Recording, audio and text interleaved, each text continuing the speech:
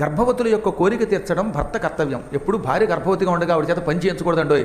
ఎంత పాపాత్ముడైనా, ఎంత నీచుడైనా భార్య గర్భవతి ఉండగా పని మనిషిని పెట్టి పని మనిషి చేత పనులు చేయించాలట. గర్భవతి వంగితే నడుము నొప్పి కదటండి పాపం. మనం దేనికి డబ్బు సంపాదిస్తున్నాం? భార్యని ఆ మాత్రం సుఖపెట్టలేడా? ఆడవాళ్ళని గౌరవించలేని భర్త బతికిన చచ్చిన శవంతో సమానమని శాస్త్రాలు చెబుతున్నాయి. అందులో ఉత్తప్పుడు ఎలా ఉన్నా కనీసం గర్భవతిని బాలింతని జాగ్రత్తగా చూడాలి. పశువులు కూడా జాగ్రత్తగా చూసుకుంటాయండి. బిడ్డ కన్నటువంటి పిట్టల్ని, ఆడపిట్టల్ని, గుడ్లు పొదుగుతున్నటువంటి పిట్టల్ని మగ పిట్టలు వచ్చి పోషిస్తాయి, ఆహారం నోట్లో పెడతాయి. చూసారా మీరు?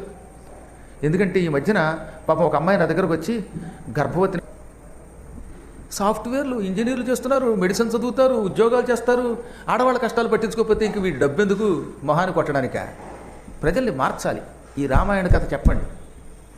స్త్రీ గర్భవతిగా ఉన్నప్పుడు దగ్గరకు వచ్చి ముచ్చట్లాడాలి, ప్రేమగా చూడాలి. అప్పుడప్పుడు కాళ్ళు నొక్కాలండి. చక్కను భార్య కాళ్ళు నొక్కితే వైకుంఠానికి ఎడతారు. నిజంగానే. అంటే ఉత్తప్పుడు నొక్కక్కర్లేదు, గర్భవతిగా ఉన్నప్పుడు సమా.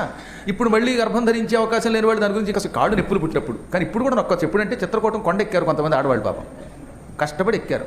అప్పుడు ఇంట్లోకి వెళ్ళాక, రూములోకి వెళ్ళాక శర్మగారు కాసేపు పక్క తప్పుకోండి, కాసేపు సేవ చేస్తే ఎంతో పుణ్యం. పాదసేవ చేయడం చాలా పుణ్యం. ఎవరూ లేకుండా చేస్తే వాడు చాలా సంతోషిస్తారు.